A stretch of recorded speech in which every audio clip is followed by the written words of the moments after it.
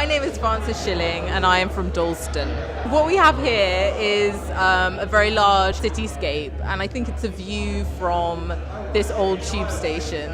It's a very sort of busy urban cityscape. At the bottom of the painting there's a train going past with graffiti on it, and you can see the train lines at the bottom there. Yeah, it's very intense. I mean, this is the kind of view that you have of London, you know, it's a unique place.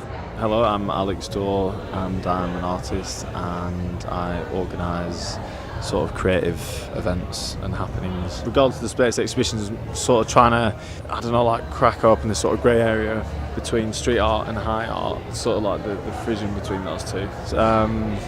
Predominantly most of them are street artists that have kind of got fine art practice, and that's all obvious in the work. And I'm like a bit too young sort of like the start of the 80s to be into that kind of hip hop scene. I'm not from New York either, I'm from Burnley in Lancashire. But yeah, I was always into the sort of aesthetics of it. But then there's some people in here who've been writing graffiti since the 80s, like who are a bit older, who are sort of trying to curve their practice to a more sort of high market. People like James Jessup, who, you know, Saatchi buys his work, and all the guys who exhibited. And then obviously downstairs, being physically next to the tracks as well, it's pretty epic. It couldn't be more perfect, I think. My name's Henry Prince. I'm looking at Alex Dorr, Gotta Be.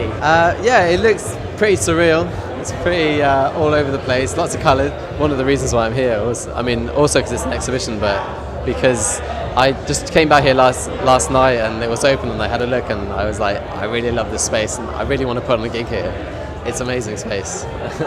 There was something online, everyone was talking about this station going up for sale, and I don't have loads of money, not knowing enough money to buy the guide price was really cheap. It was like 120k, something like this, and even then I wouldn't be able to afford it, but I was thinking about it, and I think like most of East London were sort of looking who's going to buy it, whatever.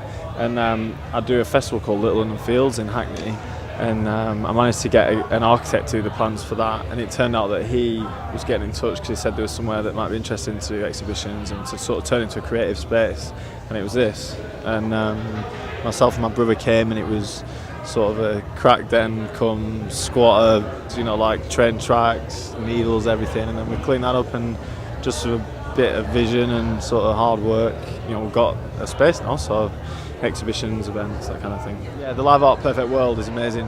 Perfect World is like a sort of boy band come art group performance. It's basically it's an enabler, so it's giving people who aren't artists the opportunity to make work, so they can write anything, and as a response to what they've written, guys in Vienna simultaneously are writing it, and that's the other half of Perfect World. But they can tell you more about it, but I think it's a wicked idea.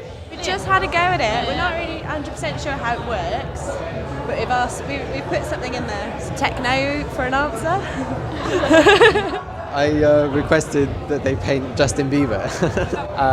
I've seen lots of other things too. It's really cool. I mean, it seems quite innovative, an idea, but it's a good idea for art as well, you know. Well, we're Perfect World. We're an art collective or creative collective from Vienna. We come from the sort of, you know, street art, urban art scene, and recently try to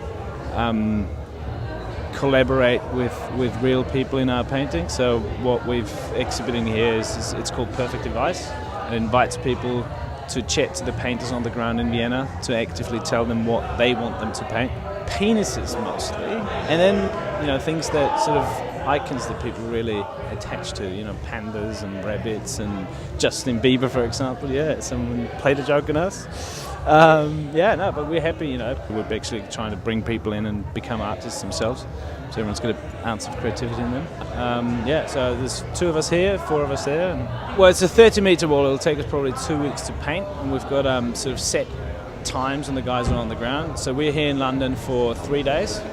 So they'll be painting live while we're here from 12 to 9 London time every day. No, it'll all be on the website, perfectdevice.com, if anyone wants to log in.